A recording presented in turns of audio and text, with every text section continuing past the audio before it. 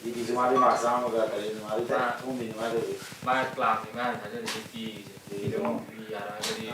Kau sam. Kau aja. Untung. Untung. Tahu. Kau dah belum. Pesan dah. Pesan kan berapa? Pesan tu ibu nak kasih lap ni apa? Lingkungan mana thasel waktu nang sengi mau apa?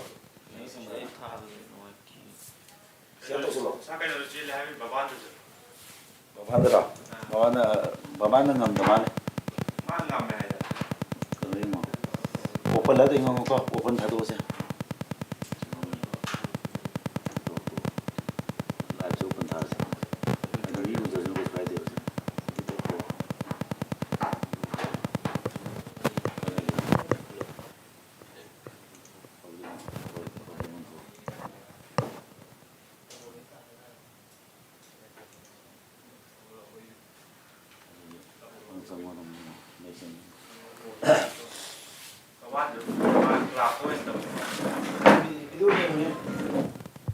Sound cái gì không? Sound gì không?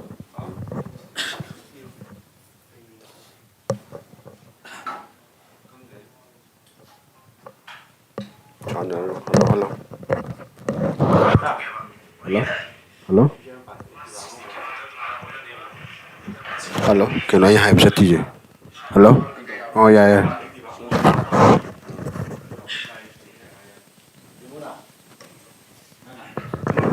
Hello. Hello. Ay, lagche.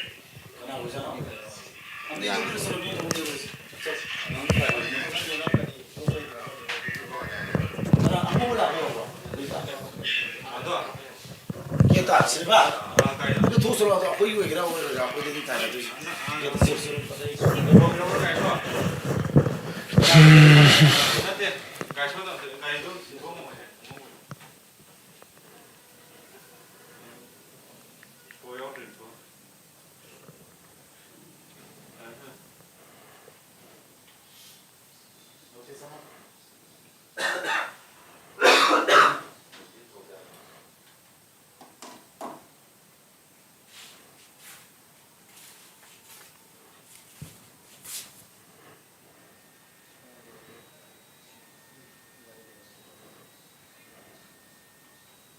Orang ni jalan ni, ni jalan ni kan, lagi rumah. Nak tak tu ibadah lagi sama jalan lagi, tu orang jalan lagi orang jalan. Kalau tu dah itu. Jadi sih ni. Karena tu ada yang tu ni tu.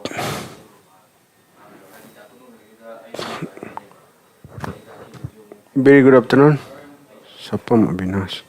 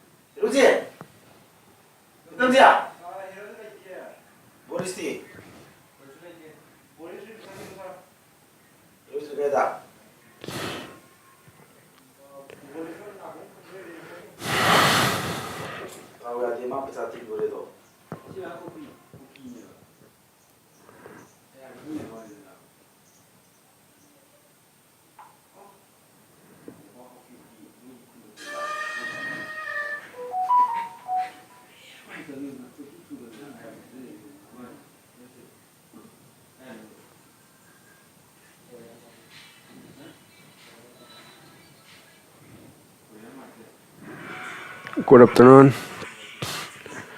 How number tàu gì có? Chẳng nào. Chẳng.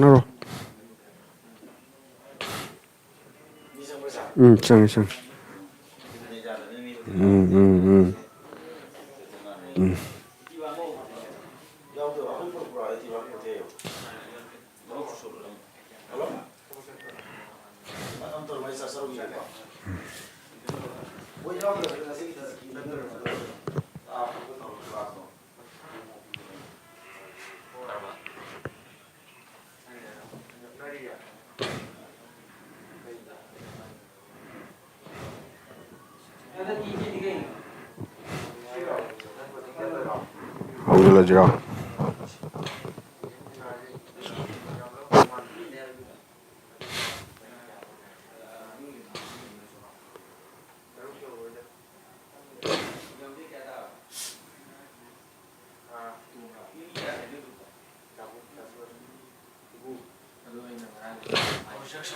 Howjalaj.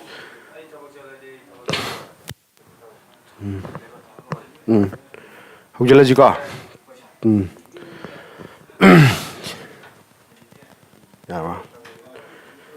Yengje jadi akoina yam kana India foina par ma thokta di ko just wari ma thaki keno da pa ga da ham question jing question tara ka tang yeng ji ko ngache adu question tara ja to pa khara mari leina ba dum sara pa ke ko or ji yung am kai am da ke ha ga ma tam da mana hai je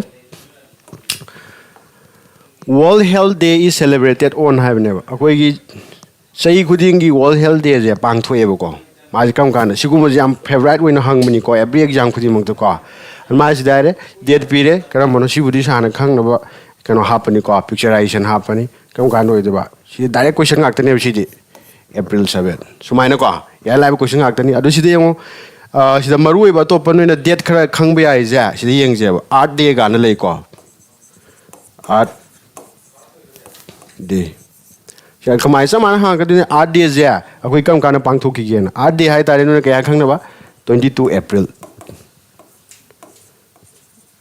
Yaika, Sumana, art days come kind of punk 22 April. A lady on Shidamu Natopa Sumana, World Environment Day, Manaba question in a game Gosana. World Environment Day is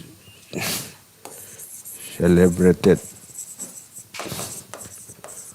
on option has 6 June 7 June 5 June Dida 8 June gan Madam Hang Peko Ana maru ba si na kamai na khang char kamai khang du na di mai ge de myam le du ni sa si di kamai khang du na noi na pakhal ne pakhal ka no ba hang ba ya probability ha bam le du singai di hang ba ya singai di hang ba ya di ha bam le ne ba adu di sa we na maru na khang kala pira ka ne ba si yong si je do maru ba ni environment check chai gu ding ge dum khoi na khangi noi na khabar da dum toi na dum theng na ram ga ni adu bo khoi na manu na yengjalu da ba gi de to kya no khang de ba ne ba 5th June ha ba je ke no khoi na wall ka no environment day je dum pang thok le ra ba ne Sumaina khang be ai ko adai sida yong hujiki slide sida si yong 7 April ja koina World Health Day pang thoe adai di 1 April din noina khang mani April Fool na noina khang na bodo khai ko adai 7 me na kai no si juma gi keno lei significance day ni si na kai no hai matam na ko gi World Athletic Day khai ko ata ama khang ma mayam khang mom ya si ya le direct ngakta si di sikana na publish taw yedu da na kitang level 1 khalani ko adu sangjal lornu just to the point already first me ji na kai non na khang si di khang me ka ni International Labor Day khang wani khai ga adu date 1 na kai dora me 1 na koi gi International kari Labor Day sumaina ko sigi keno jima question ama de gina ani bok che asigo magi magi significant we ba day ji sat khine ba si me am ji nang na loi khang tok ta ga di ani ji lit pa sunga ya ro anum pha do le ram ni ko khoina sima khang bi ma tok ta re next time yang ji next question no yang ji Hang Jim Corbett National Park is located at National Park you come to Taiko. India, who's booked the National Park Calais, Adum Hangbai, Marilinava. She can pass and have a National Park. I tidy National Park of Marilinava, Kudamonaka 106 lay. Upon but total number of National Park Nico, whole India agi. Adi Manunga Jim Corbett have there. Amane, Adamahang, Jim Corbett National Park, Kailam the Legacy. Well, I'm going to option of them Pirkua, no, can option of them Pirkua, no, them comment Pirkua. Comment section da hai on khang se happy guest ro pe khane khalo dum noi gi kano gi return day ne dum khalo guest ro sigi jingko be se kai de le ge ha matam da uttarakhand le ko noi dehradun taramani dehradun le khole akoi si mari man ta du le ga ha do dehradun gi capital ni ko akoi uttarakhand ni capital ni dehradun hai so I know Jinko Beche Kai the later. There are the lake. Yaraba, National Park Yaleba 106. I target a Manipur case to Kango, Manipur National Park Yalegaro. Very good. Suresh Kanta Lysam D, option number D, very good. I don't Manipur National Park Yalegambra. I don't. Anile ko. No, I can't get a cable down National Park, Kangani. She's okay Manipur based over question. Amana to any dum Yakani cock. I know Hamatam, the Manipur written over in Adam Yawani, Central exam in Manipur Yawagan, ignoto vegan car. Kabulam Zao National Park have them later. Mazika Karma district lay hero. Bisnupur district in the town. Chimiare. Aduh, ani super National Park tu kerana National Park yang dong ali, Shirui National Park.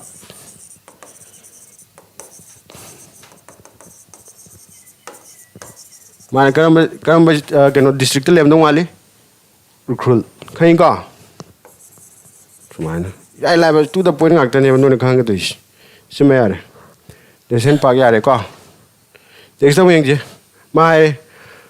What is the minimum permissible age for the employment in any factory of mine? Hai, any factory amada akoi gi thabak suba yaba gi magi age limit am leba ko.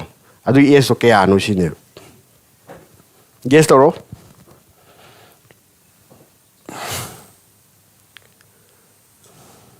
See option number kya when you come option number B 14 years hoega da. Yan tara ba sahi Tramari gi makhada leba ngam ta factory amada thabak suba yade.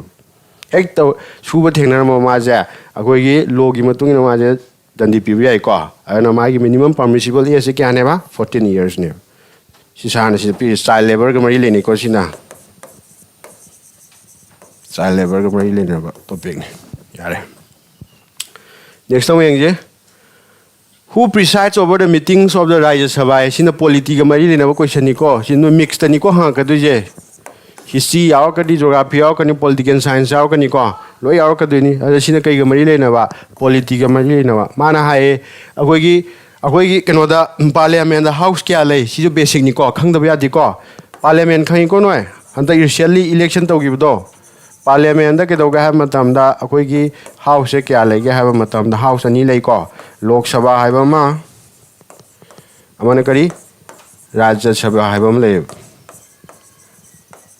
yarba sigi house ani jidama hai lok sabha gi na tima hangi je sigi rajya sabha je sigi house da meeting pang thok da my head chikana oi ga da gi ma pire president oi dara vice president oi dara very good 14 prime minister oi dara speaker oi ga dara si ne sidengo lok sabha gi oi ga na kana oi ga da ba speaker oi ga da ba ko ma hangami question hangami rajya sabha gi hang na tra rajya sabha gi oi ga na kana oi ga da ba vice president oi ga da khai ko sidam kitang manung changjilam je sina taba topa hangak ta ga di sahara keu gasai ngo sina hujiki duna rajya sabha gi meeting hai bana tra ado lok sabha gi sana kana noi ni hai gi speaker noi ni hai gre na ado join meeting anam le kari join session hai ga ju khang nei join meeting hai ga ju khang nei join meeting adi kana kana lok sabha ne plus koi gi rajya sabha ne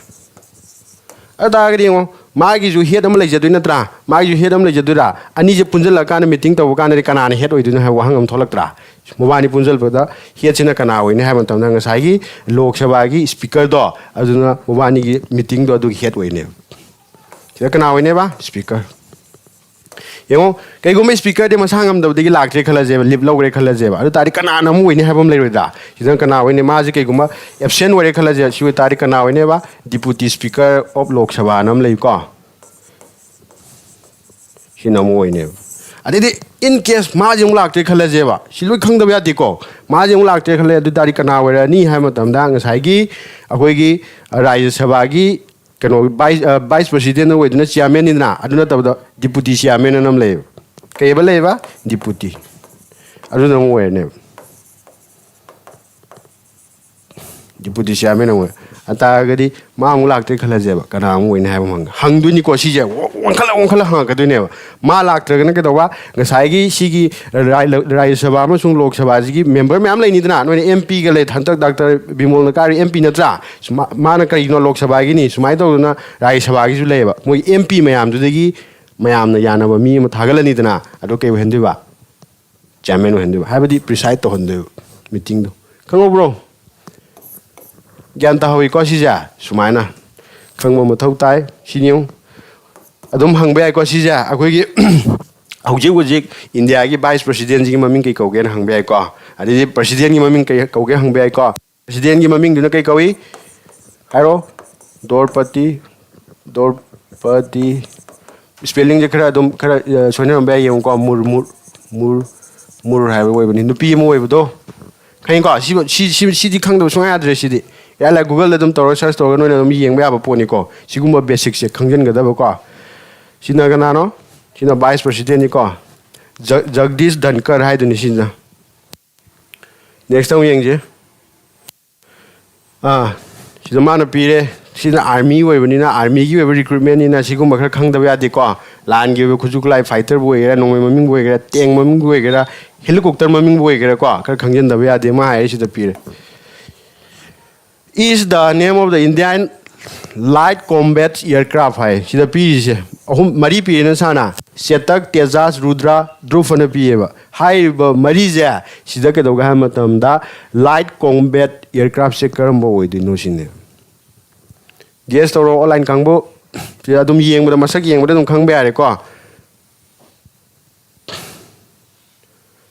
ꯌꯦꯡꯉꯣ ꯁꯤꯒꯤ ꯀꯣꯏꯁꯟꯁꯤꯒꯤ ꯑꯟꯁꯔꯁꯤꯅ ꯀꯩ ꯑꯣꯏꯅꯤ ꯍꯥꯏꯕ ꯃꯇꯝꯗ ꯇꯦꯖꯥꯁ ꯑꯣꯏꯒꯗꯕ ꯇꯦꯖꯥꯁꯁꯦ ꯀꯩꯅꯣ aircraft ꯑꯃꯒꯤ ꯃꯃꯤꯡꯅꯦꯕ ꯃꯥꯁꯦ ꯀꯅꯥꯅ ꯁꯥꯕꯅꯣ ꯑꯣꯔꯤꯖꯤꯅꯦꯜꯂꯤ ꯑꯩꯈꯣꯏ ꯏꯟꯗꯤꯌꯥꯅ ꯁꯥꯕꯅꯤꯀꯣ ꯀꯅꯥꯅ ꯁꯥꯕꯅꯣ ꯍꯥꯏꯔꯒꯅ ꯀꯝꯄꯅꯤ ꯑꯃ ꯂꯩꯔꯣꯏꯗ꯭ꯔꯣ ꯄꯣꯠ ꯑꯃ ꯁꯥꯔꯗꯤ ꯍꯜ ꯑꯅ ꯂꯩꯀꯣ ꯍꯜ ꯍꯥꯏꯕꯒꯗꯤ ꯀꯔꯤ ꯍꯤꯟꯗꯨꯁꯇꯥꯟ ꯑꯦꯔꯣꯅꯣꯇꯤꯛ ꯂꯤꯃꯤꯇꯦꯠ ꯍꯥꯏꯕꯅꯤꯀꯣ ꯃꯥꯅ ꯁꯥꯕꯅꯤ ꯑꯗꯨꯒ ꯁꯤꯗꯤ ꯌꯦꯡꯉꯣ ꯆꯦꯇꯛ ꯔꯨꯗ꯭ꯔꯥ ꯗ꯭ꯔꯨꯞ ꯍꯥꯏꯁꯤꯅꯅꯦ ꯑꯦꯌꯔꯀ꯭ꯔꯥꯐ ꯃꯃꯤꯡ ꯑꯝꯇ ꯅꯠꯇꯦ ꯀꯩꯅꯣ ꯆꯣꯄꯔ ꯃꯃꯤꯡ ꯉꯥꯛꯇꯅꯦꯕ ꯆꯣꯄꯔꯗꯤ ꯀꯩ ꯍꯥꯏꯒꯦ ꯍꯦꯂꯤꯀꯣꯞꯇꯔ ꯍꯥꯏꯕ ꯅꯠꯇ꯭ꯔꯣ ꯒ꯭ꯌꯥꯟ ꯇꯥꯔꯤꯕ꯭ꯔോ ꯁꯨꯃꯥꯏꯅ ꯈꯔ ꯈꯪꯕ ꯃꯊꯧ ꯇꯥꯏꯀꯣ ꯀꯝꯄꯜꯁꯔꯤ ꯌꯥꯎꯕꯅꯤꯀꯣ ꯀꯣꯏꯁꯟ ꯑꯃ ꯅꯠꯇ꯭ꯔꯒ ꯑꯅꯤ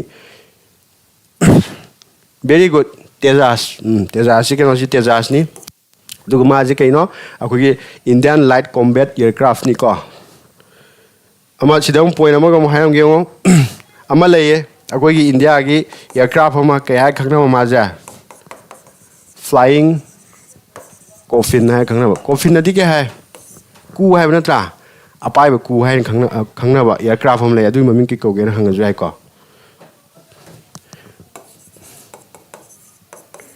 ꯅꯣꯏ ꯐꯤꯂꯝ ꯑꯃ ꯂꯩꯕꯗꯨ ꯌꯦꯡꯉꯕ ꯔꯪꯗꯦ ꯕꯁꯟꯇꯤꯅ ꯌꯦꯡꯗ꯭ꯔꯤ ꯑꯗꯨꯗ ꯎꯠꯄꯅꯤꯀꯣ ꯗꯤꯄꯤꯛ ꯁꯤꯁꯦ ꯀꯩꯗꯧꯒꯦ ꯍꯥꯏꯕ ꯃꯇꯝꯗ ꯐ꯭ꯂꯥꯏꯌꯤꯡ ꯀꯣꯐꯤꯟ ꯑꯄꯥꯏꯕ ꯀꯨ ꯀꯧꯏꯁꯦ ꯀꯩ ꯃꯔꯝꯒꯤꯅꯣ ꯍꯥꯏꯕ ꯃꯇꯝꯗ ꯁꯣꯐꯥꯔ ꯉꯁꯤꯐꯥꯎꯇꯅꯦ ꯃꯥꯁꯦ ꯀꯌꯥꯔꯛ ꯀ꯭ꯔꯥꯁ ꯇꯧꯒ꯭ꯔꯒꯦ ꯍꯥꯏꯕ ꯃꯇꯝꯗ ꯑꯣꯜꯃꯣꯁ 400 ꯀ꯭ꯔꯥꯁ ꯇꯧꯈ꯭ꯔꯦ ꯀ꯭ꯔꯥꯁ ꯇꯧꯕꯗꯤ ꯀꯔꯤ ꯀꯥꯏꯕ ꯍꯥꯏꯇꯥꯔꯦ ꯄ꯭ꯂꯦꯟꯁꯤ ꯀꯣ ꯑꯗꯨꯒꯤꯗꯃꯛꯇ ꯃꯥꯁꯦ ꯀꯌꯥ ꯈꯪꯅꯔꯦ ꯐ꯭ꯂꯥꯏꯌꯤꯡ ꯀꯣꯐꯤꯟ ꯍꯥꯏꯔ ꯈꯪꯅꯩꯌꯦꯕ ꯑꯗꯨꯝ ꯍꯪꯕ ꯌꯥꯏꯀꯣ ꯐ꯭ꯂꯥꯏꯌꯤꯡ ꯀꯣꯐꯤꯟ ꯍꯥꯏꯇꯥꯔꯒꯗꯤ ꯑꯩꯈꯣꯏꯒꯤ ꯏꯟꯗꯤꯌꯥꯒꯤ ꯀꯔꯝꯕ ꯑꯦꯌꯔꯀ꯭ꯔꯥꯐꯄꯨ ꯈꯪꯅꯒꯦꯅ ꯇꯥꯏꯇꯣꯏꯅ ꯀꯩ ꯍꯥꯏꯒꯗꯕ ꯃꯤꯛ 21 ꯁꯤꯗꯤ ꯏꯟꯗꯤꯌꯥꯒꯤ ꯑꯣꯔꯤꯖꯤꯟ ꯅꯠꯇꯦꯀꯣ ꯀꯔꯤ ꯑꯣꯔꯤꯖꯤꯟꯅꯣ ꯍꯥꯏꯕ ꯃꯇꯝꯗ ꯁꯣꯚꯤꯌꯦꯠ ꯑꯣꯔꯤꯖꯤꯟ ꯁꯣꯚꯤꯌꯦꯠ ꯍꯥꯏꯕꯗꯤ ꯀꯩꯅꯣ ꯄ꯭ꯔꯖꯦꯟ ꯀꯩ ꯑꯣꯏꯗꯣꯏꯅꯣ ꯔꯁꯤꯌꯥ ꯄ꯭ꯔꯖꯦꯟ ꯗꯦ ꯔꯁꯤꯌꯥ ꯅꯠꯇ꯭ꯔꯣ ꯄ꯭ꯔꯖꯦꯟ ꯗꯦ ꯀꯔꯤ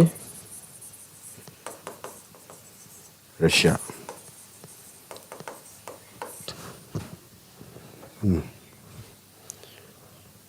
ꯑꯗꯨꯗꯒꯤ ꯅꯦꯛꯁ ꯀꯣꯏꯁꯟꯁꯦ ꯑꯃꯨꯛ ꯌꯦꯡꯉꯁꯤ ꯌꯦꯡꯉꯨ ꯃꯈꯥꯗ ꯄꯤꯔꯦ ꯀ꯭ꯂꯥꯁ 10ꯒꯤ ꯇꯣꯄꯤꯛꯅꯤꯀꯣ ꯁꯦ 10ꯗ ꯐꯖꯅ ꯌꯥꯎꯕꯅꯤꯀꯣ ꯁꯦ ꯃꯥꯅ ꯄꯤꯔꯦ ꯁꯣꯏꯜꯁ ꯑꯥꯔ ꯅꯣꯟ ꯑꯦꯖ ꯔꯤꯒꯔ ꯁꯣꯏꯜ ꯁꯣꯏꯜ ꯃꯈꯜ ꯃꯌꯥꯝ ꯄꯤꯔꯦ ꯍꯥꯏꯔꯤꯕ ꯁꯣꯏꯜꯁꯤꯗꯒꯤ ꯀꯔꯝꯕ ꯁꯣꯜꯕꯨ ꯑꯩꯈꯣꯏꯅ ꯔꯤꯒꯔ ꯁꯣꯜ ꯍꯥꯏ ꯈꯪꯅꯒꯤ ꯐꯣꯇꯣꯗꯩ ꯑꯗꯨꯝ ꯎꯔ ꯈꯪꯉꯝꯃꯅꯤ ꯌꯦꯡꯉꯣ ꯒꯦꯁ ꯇꯧꯔꯣ ꯑꯣꯞꯁꯟꯁꯤꯡꯒ ꯆꯥꯟꯅꯕ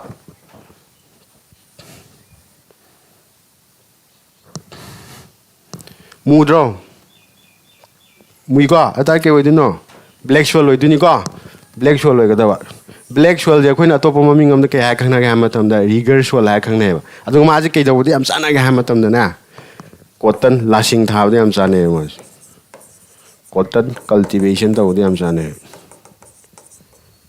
ꯌꯥꯔꯕ ꯑꯗꯨꯅ ꯔꯤꯒꯔ ꯁꯣꯜꯗꯤ ꯀꯥꯎꯕ ꯌꯥꯗ꯭ꯔꯦ ꯀꯔꯤꯅꯦꯕ ꯕ꯭ꯂꯦꯛ ꯁꯣꯜꯅꯦꯕ ꯀꯩ ꯊꯥꯕꯗ ꯆꯥꯅꯩ ꯍꯥꯏꯗꯨꯅꯤ ꯀꯩ ꯍꯥꯏꯅꯤ ꯀꯣꯇꯟ ꯊꯥꯕꯗ ꯆꯥꯅꯩ ꯑꯗꯣ ꯃꯍꯥꯛꯁꯤ ꯀꯥꯏꯗ ꯐꯪꯉꯤ ꯑꯃꯨꯛ ꯂꯥꯛꯀꯅꯦꯕ ꯁꯨꯃꯥꯏꯅ ꯈꯤꯇꯪ ꯍꯥꯏꯗꯣꯛꯑꯒꯀꯣ ꯄꯣꯏꯟꯗ ꯌꯦꯡꯉꯣ ꯑꯩꯈꯣꯏꯒꯤ ꯏꯟꯗꯤꯌꯥꯒꯤ ꯃꯦꯞ ꯁꯨꯃꯥꯏꯅ ꯂꯩꯔꯦ ꯈꯜꯂꯁꯤ ꯑꯩꯈꯣꯏꯒꯤ ꯄꯦꯅꯤꯟꯁꯨꯂꯥ ꯏꯟꯗꯤꯌꯥ ꯀꯧꯏ ꯁꯨꯃꯥꯏꯅ ꯇꯨꯝꯊꯣꯛꯄ ꯃꯆꯤꯟ ꯑꯃ ꯂꯩꯇ꯭ꯔꯥ ꯏꯟꯗꯤꯌꯥꯒꯤ ꯂꯩꯀꯣ ꯁꯥꯏꯒꯤ ꯃꯌꯥꯏꯁꯤꯅ ꯑꯩꯈꯣꯏꯅ ꯀꯩ ꯍꯥꯏ ꯈꯪꯅꯩ ꯗꯦꯀꯥꯟ ꯄ꯭ꯂꯦꯇꯨ ꯍꯥꯏꯔ ꯈꯪꯅꯩꯀꯣ ꯁꯥꯏꯗ ꯃꯔꯥꯡ ꯀꯥꯏꯅ ꯐꯪꯉꯦꯕ ꯍꯥꯏꯔꯤꯕ ꯁꯤꯒꯤ ꯕ꯭ꯂꯦꯛ ꯁꯣꯜꯁꯤ ꯑꯗꯨꯅ ꯃꯇꯝ ꯑꯃꯗ ꯍꯤꯁꯇ꯭ꯔꯤ ꯂꯥꯛꯑꯅꯤ ꯁꯨꯝ very good option number A black soul ꯑꯣꯏꯒꯗꯕꯀꯣ ꯁꯥꯏꯁꯤꯗ ꯀꯩꯗꯧꯒꯦ ꯍꯥꯏꯕ ꯃꯇꯝꯗ ꯀꯣꯇꯟꯒꯤ ꯀꯜꯇꯤꯚꯦꯁꯟꯁꯦ ꯃꯔꯥꯡ ꯀꯥꯏꯅ ꯇꯧꯋꯦꯕ ꯑꯗꯨꯅꯕꯨ ꯃꯄꯥꯟ ꯂꯝꯗ ꯊꯥꯗꯣꯛꯄ ꯉꯝꯃꯝꯃꯤꯅꯦꯕ ꯑꯩꯈꯣꯏꯅ ꯁꯨꯃꯥꯏꯅ ꯄꯣꯏꯟꯁꯦ ꯈꯤꯇꯪ ꯍꯥꯏꯗꯣꯛ ꯈꯪꯕꯤꯒꯗꯕ ꯌꯥꯏ ꯌꯥꯗꯦ ꯀꯥꯎꯕ ꯌꯥꯗꯦꯀ꯭ꯔꯣ ꯔꯤꯒꯔ ꯁꯣꯜ ꯍꯥꯏ ꯇꯥꯔꯗꯤ ꯀꯔꯤ ꯕ꯭ꯂꯦꯛ ꯁꯣꯜ ꯍꯥꯏ ꯈꯪꯅꯩ ꯑꯗꯨꯒ ꯑꯦꯂꯨꯕꯤꯌꯟ ꯁꯣꯜ ꯍꯥꯏꯔꯒꯅ ꯀꯥꯏꯗ ꯐꯪꯒꯗꯒꯦ ꯍꯥꯏꯕ ꯃꯇꯝꯗ ꯑꯩꯈꯣꯏꯒꯤ ꯇꯨꯔꯦꯟꯒꯤ ꯇꯣꯔꯕꯥꯟꯗ ꯐꯪꯉꯤꯕ ꯁꯣꯜꯈꯩꯁꯦ ꯀꯌꯥ ꯈꯪꯅꯒꯦ ꯍꯥꯏꯕ ꯃꯇꯝꯗ ꯑꯦꯂꯨꯕꯤꯌꯟ ꯁꯣꯜ ꯃꯥꯁꯤꯅ ꯀꯩꯗꯧꯕꯗ ꯌꯥꯝ ꯀꯥꯟꯅꯒꯦ ꯍꯥꯏꯕ ꯃꯇꯝꯗ ꯃꯥꯁꯦ ꯐꯔꯇꯤꯂꯤꯇꯤꯁꯤ ꯌꯥꯝ ꯋꯥꯡꯉꯦꯕ ꯍꯥꯏꯕꯗꯤ ꯂꯩꯍꯥꯎ ꯌꯥꯝ ꯂꯩꯌꯦꯕ ꯑꯗꯨꯅ ꯀꯩꯗꯧꯕꯗ ꯑꯩꯈꯣꯏꯅ ꯔꯥꯏꯁ ꯀꯜꯇꯤꯚꯦꯁꯟ ꯇꯧꯕꯒꯨꯝꯕ ꯋꯤꯠ ꯀꯜꯇꯤꯚꯦꯁꯟ ꯇꯧꯕꯒꯨꯝꯕ ꯁꯤꯗ ꯌꯥꯝ ꯆꯥꯟꯅꯩꯕ ꯑꯗꯨꯒ ꯗꯤꯖꯥꯔꯠ ꯁꯣꯏꯜꯗꯤ ꯈꯪꯉꯦ ꯃꯃꯤꯡꯁꯤꯗꯩ ꯑꯗꯨꯝ ꯑꯩꯈꯣꯏꯒꯤ ꯗꯤꯖꯥꯔꯠꯀꯤ ꯂꯝꯗ ꯐꯪꯕ ꯁꯣꯏꯜꯁꯦ ꯀꯌꯥ ꯈꯪꯅꯩ ꯗꯤꯖꯥꯔꯠ ꯁꯣꯏꯜ ꯍꯥꯏꯔ ꯈꯪꯅꯩ ꯃꯥꯁꯦ ꯌꯥꯝ ꯀꯟꯅ ꯁꯤꯒꯅꯤꯐꯤꯀꯦꯟ ꯑꯣꯏꯗꯦꯀꯣ ꯀꯥꯟꯅꯗꯦ ꯑꯗꯣ ꯁꯤꯗꯤ ꯌꯦꯡꯉꯣ ꯄꯤꯠ ꯁꯣꯏꯜ ꯍꯥꯏꯕꯁꯤꯅ ꯀꯗꯥꯏꯕꯨ ꯀꯧꯒꯦ ꯍꯥꯏꯕ ꯃꯇꯝꯗ ꯁꯤ ꯑꯩꯈꯣꯏ ꯃꯅꯤꯄꯨꯔꯗ ꯌꯥꯝ ꯃꯔꯥꯡ ꯀꯥꯏꯅ ꯐꯪꯉꯤꯀꯣ ꯑꯩꯈꯣꯏꯒꯤ ꯆꯣꯠ ꯆꯣꯠ ꯂꯥꯎꯕ ꯃꯐꯝ ꯐꯥꯝꯒꯨꯝꯕ ꯃꯐꯝꯗ ꯑꯩꯈꯣꯏꯒꯤ ꯂꯩꯅꯥꯡ ꯑꯣꯏ ꯀꯩ ꯑꯣꯏ ꯇꯧꯕ ꯑꯃꯨꯕ ꯃꯈꯜꯒꯤ ꯂꯩꯕꯥꯛ ꯑꯃ ꯐꯪꯗ꯭ꯔꯥ ꯐꯪꯉꯤꯀꯣ ꯁꯤꯒꯨꯝꯕꯁꯤꯕꯨ ꯑꯩꯈꯣꯏꯅ ꯀꯌꯥ ꯈꯪꯅꯒꯦ ꯍꯥꯏꯕ ꯃꯇꯝꯗ ꯄꯤꯠ ꯁꯣꯏꯜ ꯍꯥꯏꯔ ꯈꯪꯅꯩ ꯃꯥꯒꯤ ꯑꯇꯣꯞꯄ ꯃꯃꯤꯡ ꯑꯃꯁꯨ ꯂꯩꯀꯣ ꯀꯩ ꯍꯥꯏꯔ ꯈꯪꯅꯒꯦ ꯍꯥꯏꯕ ꯃꯇꯝꯗ ꯕꯣꯛ ꯁꯣꯏꯜ ꯍꯥꯏꯔꯒꯁꯨ ꯈꯪꯅꯩꯕ ꯀꯣ ꯁꯨꯃꯥꯏꯅ ꯈꯤꯇꯪ ꯍꯥꯏꯗꯣꯛ ꯈꯤꯇꯪ ꯈꯪꯕꯤꯕ ꯍꯥꯏꯇꯥꯔꯦ ꯌꯦꯡꯁꯤ ꯀꯣꯏꯁꯟ ꯅꯝꯕꯔ 7ꯗ ꯑꯃꯨꯛ ꯌꯦꯡꯁꯤ ꯃꯥ ꯍꯥꯏꯔꯤꯁꯤꯗ source of the Narmada reverse ꯁꯤꯅ ꯖꯣꯒ꯭ꯔꯥꯐꯤꯅꯤ ꯖꯣꯒ꯭ꯔꯥꯐꯤꯒ ꯃꯔꯤ ꯂꯩꯅꯕꯅꯤ ꯑꯩꯈꯣꯏꯒꯤ ꯅꯔꯃꯗꯥ ꯍꯥꯏꯕ ꯇꯨꯔꯦꯟꯁꯦ ꯃꯥꯒꯤ ꯍꯧꯔꯛꯐꯝꯁꯦ ꯀꯥꯏꯗꯩꯅꯣ ꯁꯤꯅꯤ ꯁꯤꯗꯤ ꯗꯥꯏꯔꯦꯛ ꯀꯣꯏꯁꯟ ꯑꯗꯨꯝ ꯍꯥꯏꯔꯛꯑꯒꯦꯀꯣ ꯁꯥꯔ ꯑꯃꯔꯀꯥꯡꯇꯛ ꯍꯤꯜꯁ ꯍꯥꯏꯔꯤꯕꯁꯦ ꯁꯤꯗꯒꯤ ꯑꯣꯏꯒꯗꯕ ꯁꯤꯗ ꯑꯗꯨꯝ ꯌꯦꯡꯉꯨ ꯁꯤꯗ ꯑꯃꯔꯀꯥꯡꯇꯛ ꯁꯤꯗꯩ ꯍꯧꯔꯛꯑꯒ ꯃꯥꯁꯦ ꯀꯥꯏ ꯇꯥꯗꯣꯏꯅꯣ ꯑꯩꯈꯣꯏꯒꯤ ꯑꯔꯕꯤꯌꯥꯟ ꯁꯤꯗ ꯇꯥꯗꯣꯏꯅꯤꯀꯣ ꯁꯤꯗ ꯑꯃꯒ ꯇꯥꯝꯒꯦ ꯌꯦꯡꯉꯨ ꯁꯥꯔꯅ ꯄꯣꯏꯟꯗꯣ ꯁꯤꯅ ꯌꯥꯝꯅ ꯕꯦꯁꯤꯛ ꯑꯣꯏꯕ ꯖꯣꯒ꯭ꯔꯥꯐꯤꯅꯤ ꯌꯦꯡꯉꯣ ꯑꯩꯈꯣꯏꯒꯤ ꯏꯟꯗꯤꯌꯥ ꯃꯦꯞꯇꯣ ꯁꯨꯃꯥꯏꯅ ꯆꯥꯎꯔꯥꯛꯄ ꯑꯃ ꯂꯩꯔꯦ ꯈꯜꯂꯁꯦ ꯄꯦꯅꯤꯟꯁꯨꯂꯥ ꯏꯟꯗꯤꯌꯥꯅꯤꯀꯣ ꯁꯥꯏ ꯑꯩꯁꯦ ꯁꯣꯝ ꯅꯥꯀꯟꯗ ꯂꯩꯕ ꯁꯃꯨꯗ꯭ꯔ ꯑꯃ ꯂꯩꯇ꯭ꯔꯥ ꯑꯗꯨꯒꯤ ꯃꯃꯤꯡ ꯀꯩ ꯀꯧꯏ ꯑꯩꯈꯣꯏꯅ ꯕꯦ ꯑꯣꯐ ꯕꯦꯡꯒꯥꯜ ꯍꯥꯏꯔ ꯈꯪꯅꯗ꯭ꯔꯥ ꯕꯦ ꯑꯣꯐ ꯕꯦꯡꯒꯥꯜ ꯁꯣꯝ ꯅꯥꯀꯟꯗ ꯑꯃ ꯁꯃꯨꯗ꯭ꯔ ꯑꯃꯁꯨ ꯂꯩ ꯅꯣꯏꯅ ꯃꯦꯞ ꯌꯦꯡꯕꯗ ꯈꯪꯒꯅꯤ ꯑꯗꯨꯕꯨꯅ ꯀꯌꯥ ꯈꯪꯅꯒꯦ ꯍꯥꯏꯕ ꯃꯇꯝꯗ ꯑꯔꯥꯕꯤꯌꯥꯟ ꯁꯤ ꯍꯥꯏꯔ ꯈꯪꯅꯩꯀꯣ ꯁꯤꯗ ꯑꯩꯈꯣꯏꯒꯤ ꯏꯟꯗꯤꯌꯥꯗ ꯇꯨꯔꯦꯟ ꯃꯁꯤꯡ ꯊꯤꯉꯝꯗꯅ ꯂꯩꯌꯦꯕꯀꯣ ꯁꯤꯒꯤ ꯇꯨꯔꯦꯟꯁꯦ ꯁꯨꯃꯥꯏꯅ ꯇꯨꯔꯦꯟ ꯃꯈꯜ ꯑꯅꯤ ꯊꯣꯛꯅ ꯈꯥꯏꯗꯣꯛꯀꯅꯦꯕ ꯅꯝꯕꯔ 1ꯗ ꯀꯩ ꯍꯥꯏꯅ ꯏꯁ ꯐ꯭ꯂꯣꯌꯤꯡ ꯔꯤꯚꯔ ꯍꯥꯏꯕ ꯑꯃ ꯏꯁ ꯐ꯭ꯂꯣꯌꯤꯡ ꯔꯤꯚꯔ ꯍꯥꯏꯕ ꯑꯃ ꯑꯗꯨꯒ ꯑꯅꯤꯁꯨꯕꯗꯅ ꯀꯔꯤ ꯋꯦꯁ ꯐ꯭ꯂꯣꯌꯤꯡ ꯔꯤꯚꯔ ꯍꯥꯏꯕ ꯑꯃ ꯐ꯭ꯂꯣꯌꯤꯡ ꯔꯤꯚꯔ ꯍꯥꯏꯕ ꯑꯃ ꯌꯦꯡꯉꯣ ꯀꯩꯅꯣ ꯁꯥ ꯏꯁ ꯐ꯭ꯂꯣꯌꯤꯡ ꯋꯦꯁ ꯐ꯭ꯂꯣꯌꯤꯡ ꯉꯥꯎꯒꯅꯨ ꯏꯁ ꯐ꯭ꯂꯣꯌꯤꯡ ꯍꯥꯏꯔꯒꯅ ꯃꯅꯤꯡꯂꯣꯝ ꯀꯩꯅꯣꯝꯗ ꯃꯃꯥꯡꯂꯣꯝꯗ ꯆꯦꯟꯕꯗꯣ ꯏꯁ ꯂꯣꯝꯗ ꯆꯦꯟꯕ ꯇꯨꯔꯦꯟꯗꯣ ꯑꯗꯨꯕꯨꯅ ꯏꯁ ꯐ꯭ꯂꯣꯌꯤꯡ ꯔꯤꯚꯔ ꯀꯧꯏ ꯋꯦꯁ ꯐ꯭ꯂꯣꯌꯤꯡ ꯍꯥꯏꯔꯒꯅ ꯃꯅꯤꯡꯂꯣꯝꯗ ꯆꯦꯜꯂꯛꯄꯗꯣ ꯁꯤꯗ ꯌꯦꯡꯉꯣ ꯒꯪꯒꯥꯅ ꯇꯨꯔꯦꯟ ꯑꯃ ꯇꯥꯔꯝꯃꯅꯤ ꯅꯣꯏꯅ ꯇꯥꯔꯦꯀꯣ ꯕ꯭ꯔꯍ꯭ꯃꯄꯨꯇ꯭ꯔ ꯇꯥꯔꯝꯃꯅꯤ ꯇꯥꯔꯦꯀꯣ ꯃꯈꯣꯏꯁꯤ ꯀꯩ ꯀꯧꯒꯦ ꯍꯥꯏꯕ ꯃꯇꯝꯗ ꯑꯩꯈꯣꯏ ꯁꯣꯝ ꯅꯥꯀꯟꯗ ꯂꯣꯏ ꯇꯥꯏꯌꯦꯕ ꯕꯦ ꯑꯣꯐ ꯕꯦꯡꯒꯥꯜ ꯂꯣꯝꯗ ꯂꯣꯏ ꯇꯥꯏꯌꯦꯕ ꯑꯗꯨꯅ ꯃꯔꯝ ꯑꯣꯏꯔꯀꯥꯟꯗ ꯃꯥꯁꯤ ꯀꯩ ꯍꯥꯏꯔ ꯈꯪꯅꯔꯦ ꯑꯩꯈꯣꯏꯅ ꯏꯁ ꯐ꯭ꯂꯣꯌꯤꯡ ꯔꯤꯚꯔ ꯍꯥꯏꯔ ꯈꯪꯅꯩꯌꯦꯕ ꯑꯗꯨꯒ ꯋꯦꯁ ꯐ꯭ꯂꯣꯌꯤꯡ ꯔꯤꯚꯔ ꯍꯥꯏꯔꯒꯅ ꯀꯩꯗꯧꯕ ꯃꯅꯤꯡꯂꯣꯝꯗ ꯆꯦꯟꯕ ꯍꯥꯏꯇꯥꯔꯦ ꯇꯨꯔꯦꯜꯅꯦꯕ ꯁꯤꯗꯤ ꯌꯥꯝ ꯀꯟꯅ ꯇꯨꯔꯦꯟꯁꯦ ꯋꯦꯁ ꯂꯣꯝꯗ ꯆꯦꯟꯗꯦꯕ ꯑꯦꯛꯁꯦꯞ ꯇꯨꯔꯦꯟ ꯈꯔ ꯈꯛꯇ ꯅꯠꯇꯅ ꯑꯗꯨꯅ ꯁꯥꯔꯅ ꯍꯧꯖꯤꯛꯀꯤ ꯍꯥꯏꯒꯤ ꯀꯣꯏꯁꯟꯗ ꯀꯩ ꯌꯥꯎꯈꯤ ꯅꯔꯃꯗꯥꯅ ꯑꯃ ꯌꯥꯎꯈꯤꯗ꯭ꯔꯥ ꯅꯔꯃꯗꯥꯁꯦ ꯊꯑꯣꯏꯀꯤ ꯅꯔꯃꯗꯥ ꯈꯟꯀꯠꯂꯛꯏꯅꯦꯕ ꯀꯩꯒꯤꯅꯣ ꯍꯥꯏꯕ ꯃꯇꯝꯗ ꯃꯥꯁꯦ ꯋꯦꯁ ꯂꯣꯝꯗ ꯆꯦꯟꯕꯒꯤꯅꯦ ꯑꯗꯨ ꯑꯇꯣꯞꯄ ꯑꯃ ꯂꯩꯀꯣ ꯃꯔꯨ ꯑꯣꯏꯕ ꯃꯥ ꯅꯠꯇꯕ ꯑꯗꯨꯗꯨꯅ ꯀꯩ ꯀꯧꯒꯦ ꯍꯥꯏꯕ ꯃꯇꯝꯗ ꯑꯩꯈꯣꯏꯅ ꯇꯥꯞꯇꯤ ꯔꯤꯚꯔ ꯍꯥꯏꯔ ꯈꯪꯅꯩꯕ ꯑꯅꯤꯁꯤ ꯀꯩꯗꯧꯔꯦ ꯋꯦꯁ ꯐ꯭ꯂꯣꯌꯤꯡ ꯔꯤꯚꯔꯅꯦꯕ ꯌꯥꯏꯀꯣ ꯁꯨꯃꯥꯏꯅ ꯑꯗꯨꯝ ꯍꯪꯕꯅꯤꯀꯣ ꯕꯦꯁꯤꯛꯇ which of the following are the east flowing or west flowing river ꯑꯗꯨ ꯁꯤ ꯈꯪꯗ ꯇꯥꯔꯒꯗꯤ ꯅꯣꯏꯅ ꯈꯟꯇꯣꯛꯄ ꯉꯝꯃꯣꯏꯗꯣꯏꯅꯦꯕ ꯌꯦꯡꯁꯤ ꯃꯈꯥ ꯇꯥꯕ ꯀꯣꯏꯁꯟꯗ ꯌꯦꯡꯁꯤ ꯁꯤꯅ ꯑꯩꯈꯣꯏꯒꯤ ꯐꯦꯃꯁ ꯄꯥꯔꯁꯣꯅꯦꯂꯤꯇꯤ ꯁꯤꯁꯨ ꯑꯗꯨꯝ ꯍꯪꯕꯅꯤ ꯀꯣꯏꯁꯟ ꯑꯃ ꯅꯠꯇ꯭ꯔꯒ ꯑꯅꯤ ꯐꯦꯃꯁ ꯄꯥꯔꯁꯣꯅꯦꯂꯤꯇꯤ ꯃꯥ ꯍꯥꯏꯌꯦ ꯁꯤꯗ ꯍꯨ ꯋꯥꯁ ꯅꯣꯟ ꯑꯦꯖ ꯑ ꯂꯣꯛꯃꯟ ꯌꯥꯏ ꯑꯩꯈꯣꯏꯒꯤ ꯐ꯭रीडम ꯐꯥꯏꯇꯔ ꯃꯌꯥꯝ ꯂꯩꯀꯣ ꯅꯣꯏꯅ Netaji Subhash Chandra Bose adidi Bhagat Singh ma'am thengnarangani noina pingai da jo makoi gi tongan tongan maming amam tholamme ba ko adu maming du kai se lokmanya ha ka kana bu khangna gi freedom fighter guest kha to da di sunga roi ko guest kha to ba tam ga dawni mai sida Lala Lajpat Ray oidora Jawaharlal Nehru oidora Bipin Chandra Pal oidora Bal Gangadhar Tilak oigadre Chigi question number 9 gi option na kai oyani Bal Gangadhar Tilak oigador yai ko adu sigi Bal Gangadhar Tilak ne se shan se photo ya hapyo mana solgal me ko adu solgal gi maming ke hai ma hai Swaraj is my birthright and I shall have it. Swaraj di akoi gi independent habani ningkha tamba habani Hindi lo ni ko ana ningkha tamba habu se ai pok podi lera ba gi right ni aduna ai na phanga daw ni sin p pa lai p ai ra option number a di la li ko Lala Lajpat Ray roi do ni option number d Bal Gangadhar Tilak oi ga do ko sida ma ga hairam ga point ma ga thesel ga ma roi ba suma hai question du irake who was known as Iron Man of India. My option pirani option number A da Gandhiji B da Nehru C da Bhagat Singh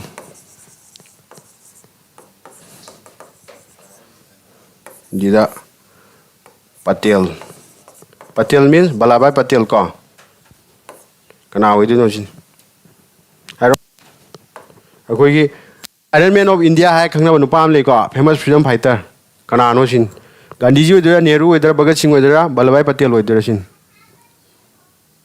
Ko Iron Man hai ga na kai oigada ba Ballabhai Patel oigada ko. Sardar Ballabhai Patel hai Patel sumai ni mai maming asang ba. Sardar Ballabhai Patel.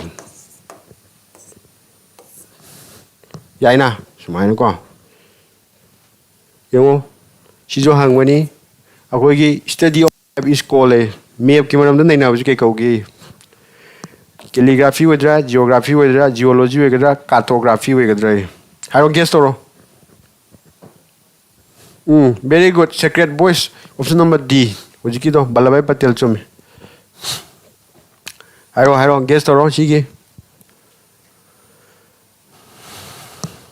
geography na ti ko man bani cartography hai jo ga ba map ki matang ne hojiki hoi ba cartography one by one ha gi calligraphy ha ga na khoi gi handwriting phaja phajani yu du khangina noine Facebook ta ga thingna ba do na iba ko ki sapa mek number ki tap gi do adu gi matang ne du ko ni kya khangnai calligraphy kawi geography ha ga na kaino ha ma tam da si yango art si leire art ki ko bi thoi ba thogdo wa thong mayam nai nari ba atmosphere bu egera adi environment bu egera adu gi matang ne nai du ko ni kai khangnai geography ha khangnai ko geology ha ga da wa art ki manung da lei ba form tori ba rock mayam kamai form tori nai nari do adu bu kai ha khangnai geology ha khangnai cartography ha ga kai khangnai ba study of map yaina sigum ba dum hange mu ko aduga sida amaga haige sa amaga mu hange ko doi thengna bre yangji study of